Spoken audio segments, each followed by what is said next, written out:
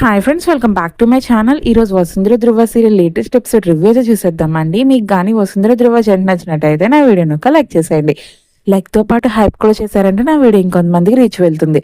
Serial starting మనకి రాజు మల్లిక మాట్లాడుకుంటూ ఉంటారు. మల్లిక అంటుంది, చూడు రాజు, ప్రతాప్ చనిపోయాక మా కుటుంబ బాధ్యత నువ్వు ఎంతలా తీసుకుని మమ్మల్ని ఎంత జాగ్రత్తగా చూసుకున్నావు తెలుసు రాజు. నువ్వు ఇప్పుడు ఎందుకు చెప్తున్నావు కూడా నాకు అర్థమవుతుంది, కానీ ఇప్పుడున్న పరిస్థితులన్నీ వేరు కదా. అక్కడ వసుంధరకి ఎలా ఉందా అని నాకు ఇక్కడ ఇంట్లో అసలు కాళ్ళు చేతులు ఆడట్లేదు. ఇంట్లో అసలు నేను ప్రశాంతంగా ఉండలేకపోతున్నాను రాజు. ప్లీజ్ నన్ను హాస్పిటల్ తీసుకెళ్ళు. ఒక్కసారి వసుంధరని చూస్తే కానీ నాకు మనశ్శాంతి ఉండదు. లేదు మల్లిక, నువ్వు కంగారు పడకు.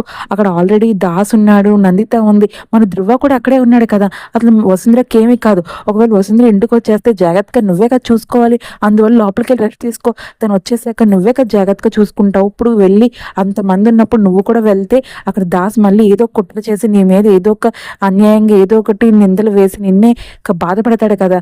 ఆ విషయం గురించి ఆలోచించు, సరేనా? లేదు రాజు, నాకు ఎందుకో చాలా బాధగా ఉంది. అసలు ఇలాంటి పరిస్థితుల్లో వసుంధరను వదిలేసి నేను ఇంట్లో హాయిగా ఎలా పడుకుంటుంటాను చెప్పు. నందిత కూడా అక్కడ చాలా సఫర్ అవుతుంది. ప్లీజ్ రాజు, నేను వెళ్తాను.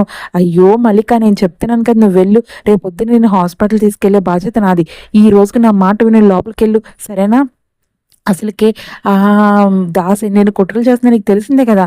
సరే రాజు, నీ మాట మీద గౌరవంతో నేను లోపలికి వెళ్తున్నాను, కానీ రేపు పొద్దున నువ్వు నన్ను హాస్పిటల్ తీసుకెళ్ళి నేను వసుంధరని చూసే వరకు నా మనశ్శాంతి అసలు ఉండనే ఉండదు.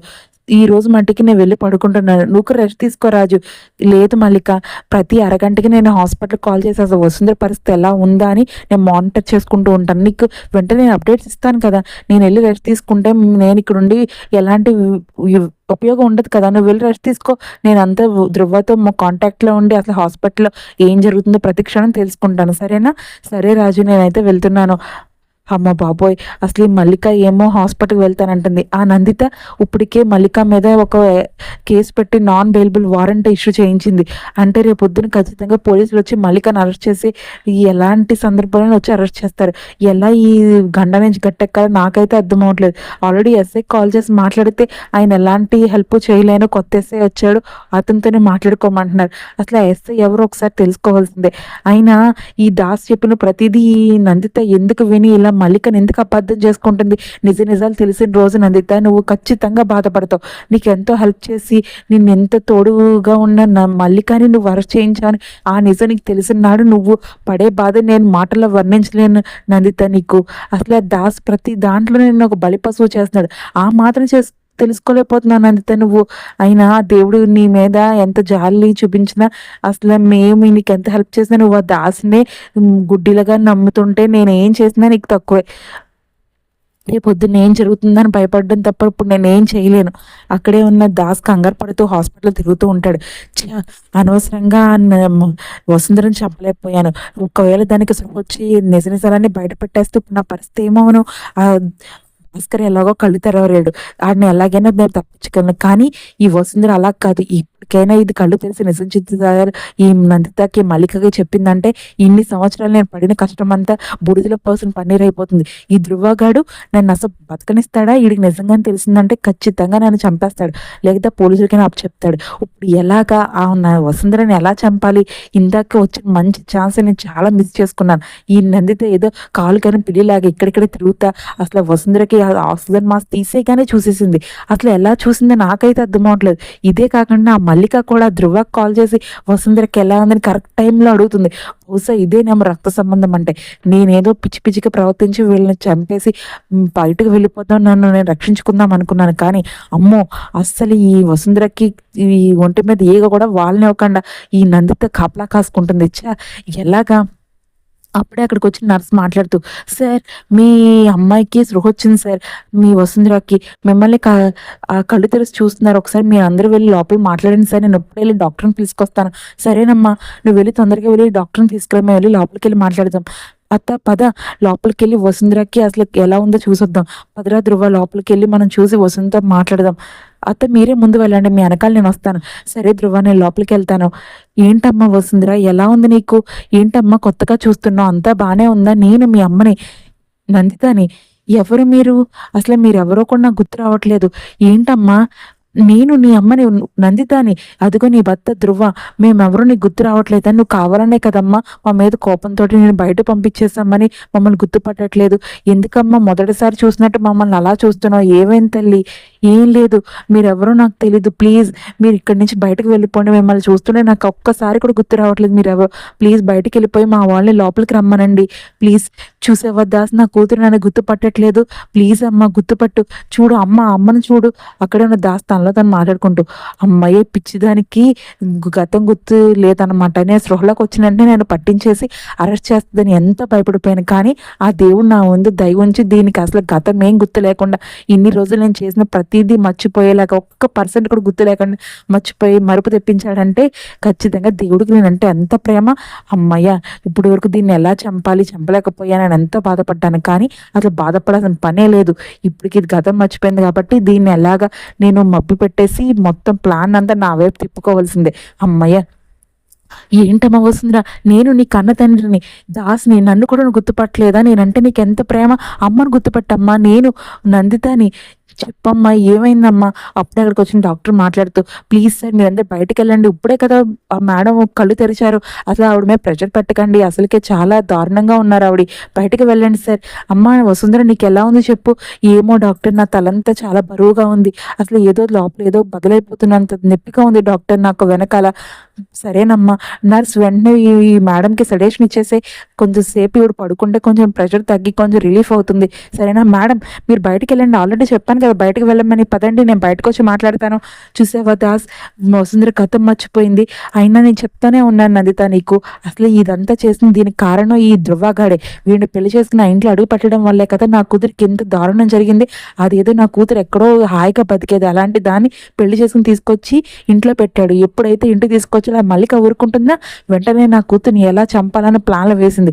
ప్లాన్ ప్రకారం చేసి ఇప్పుడు నా కూతురికి చంపలేకపోయింది. చూసావా, కనీసం గతం కూడా గుర్తు లేకుండా తను ఎవరో కూడా తనకు అర్థం అవ్వకుండా గతం మర్చిపోయింది. అప్పుడే అక్కడికి వచ్చిన డాక్టర్ మాట్లాడుతూ, సార్ ఇది ఐసీయూ, మీరు ఎందుకు సార్ అంత గట్టిగా మాట్లాడుతున్నారు? ఆల్రెడీ చెప్పాను కదా, మీరు ఇలా మాట్లాడడం వల్ల పేషెంట్కి ప్రెషర్ ఎక్కువయ్యి గతం ఇంకా మర్చిపోయేలా అవుతుంది. నేను ఇప్పుడే చెప్తున్నాను కదా, మీరు అందరు ఇక్కడ నుంచి వెళ్ళిపోండి ప్లీజ్, ఇది ఐసీయూ, తర్వాత నార్మల్ జనరల్ వార్డుకి షిఫ్ట్ చేశాక అప్పుడు అక్కడ మాట్లాడుకుందరు. కానీ నర్స్ వీళ్ళకి చెప్పేసేయండి, మేడం నేను మీ వసుంధరకి నేను ఒక టెస్ట్ సజెస్ట్ చేశాను, ఏంటంటే ఎంఆర్ఐ స్కాన్ రాశాను. ఆ ఎంఆర్ఐ స్కాన్ ప్రకారం రిపోర్ట్స్ వచ్చాక నేను మీతో డిస్కస్ చేస్తాను.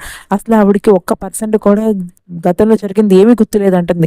అందువల్ల అసలు ఇది ఎక్కువగా మర్చిపోయిన మెమరీయా లేకపోతే తక్కువగా మర్చిపోయిన మెమరీయా అని నేను ఎంఆర్ఐ స్కాన్లో చూసి ఖచ్చితంగా మీకు చెప్తాను. అప్పటి వరకు కొంచెం ప్రశాంతంగా ఉండండి సార్. ఒకవేళ మీరు ఏమైనా డిస్కషన్స్ పెట్టుకోవాలనుకుంటే హాస్పిటల్ బయటకు వెళ్ళి పెట్టుకోండి, ఓకేనా? నర్స్ కొంచెం వీళ్ళు ఇక్కడ మాట్లాడుకోకుండా చూడు. సరే మేడం నేను చెప్పాను, కానీ నా మాట వింటలేదు మేడం. అక్కడే ఉన్న నందిత మాట్లాడుతూ, చూసేవా దాస్, మన కూతురు అసలు కనీసం నన్ను ఇందుకేదో అమ్మ అని పిలిచేటప్పుడు ఆ నోటితో అమ్మ అని పిలవట్లేదు కదా, కనీసం నన్ను గుర్తుపట్టట్లేదు దాస్. ఇదంతా ఎందుకు జరిగిందంటో నాకైతే అర్థం అవట్లేదు. తనకి చిన్న దెబ్బే కదా తగిలింది. అది కాదు నందిత, నువ్వు కంగారు పడకు. అట్లా మల్లిక చేసింది ఇదంతా, ఆ మల్లిక చేసిన కుట్ర వల్ల మన కూతురు మనల్ని కనీసం గుర్తుపట్టకుండా అయిపోయింది. నువ్వు కంగారు పడకు, తనకి ఎప్పటికైనా గతం గుర్తొచ్చి ఎప్పటికైనా మనల్ని గుర్తుపట్టి మన అమ్మ నాన్న పిలుస్తుంది. నువ్వు కంగారు పడకు. అమ్మయ్య, అప్పుడే దాస్ తనలో తను మాట్లాడుకుంటూ, అమ్మయ్య ఇన్ని రోజులు నేను ఎంత భయపడిపోయాను, ఇది కళ్ళు తెరిచిందంటే ఖచ్చితంగా నా గురించి నిజం చెప్పి నేను ఇన్ని సంవత్సరాలు పడిన కష్టం అంతా వృధా అయిపోతుందేమో అని కంగారు పడ్డాను. కానీ ఆ దేవుడు నా దగ్గరుండి ఇన్ని రోజులు నేను చేసిన కుట్రలన్నీ కూడా మంచిగా మార్చేసి ఆ వసుంధర గతాన్ని మర్చిపోయేలా చేశాడు. థ్యాంక్ యూ దేవుడు, నీకు ఎన్ని మొక్కులు తీర్చుకున్నా అది తక్కువే.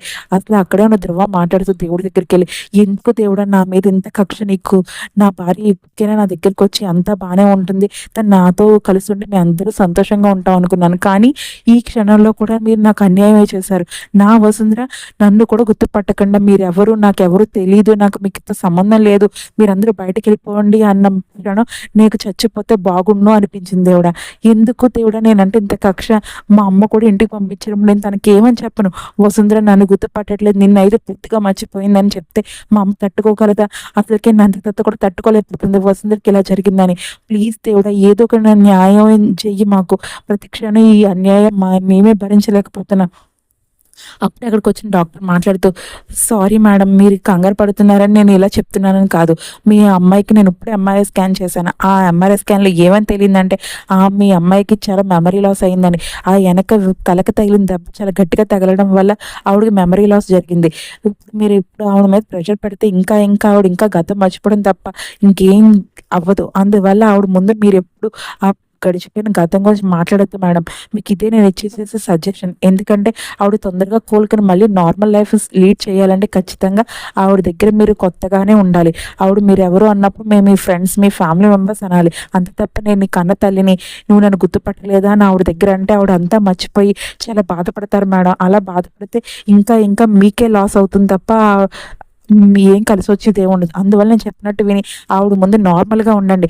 సార్ మీకు కూడా చెప్తున్నాను ధృవ సార్, ఆవిడ ముందు మీరు ఎప్పుడు నా వైఫ్ మీరు అని ఎలాంటి ప్రెషర్ పెట్టకండి. ఆవిడ గతం మర్చిపోయారు, ఆ విషయం మట్టి గుర్తుపెట్టుకుని ఆవిడ ముందు ఫ్రెండ్లీగా ఉండండి, సరేనా? నేనైతే మెడిసిన్స్ రాస్తాను. ఇప్పటికైతే ఆవిడకి ఎలాంటి ప్రమాదం లేదు. కానీ ఇలాంటి స్కాన్ ఎంఆర్ఐ జరగడం వల్ల అసలు లోపల బ్రెయిన్లో ఎలాంటి టిష్యూస్ డ్యామేజ్ అయినాయని మాకు తెలిసింది. అందువల్ల ట్రీట్మెంట్ ఇస్తాం, ఖచ్చితంగా ఆవిడ కోలుకుంటారు. అప్పటి వరకు ఆవిడ కొంచెం టైం ఇవ్వండి, సరేనా? అప్పటి వరకు ఇక్కడ కారిడార్లో మటుకు ఎలాంటి డిస్టర్బెన్స్ చేయకండి సార్. మీ వల్ల మిగతా పేషెంట్స్ కూడా చాలా సఫర్ అవుతున్నారు, సరేనా? అక్కడున్న ధృవ బాధపడుతూ, ఏంటి దేవుడా నాకు ఈ పరిస్థితి, ఇన్ని రోజులు నేను ఇప్పుడు వరకు వసుంధర ఎప్పుడు కోలుకుని నా దగ్గరికి వస్తుందా అని ఎదురు చూశాను. ఇప్పటికీ అది ఇంకా ఎదురు చూడాలి అంటేనే నా మనసు తట్టుకోవట్లేదు. అమ్మకి నేను ఏమని చెప్పాలి?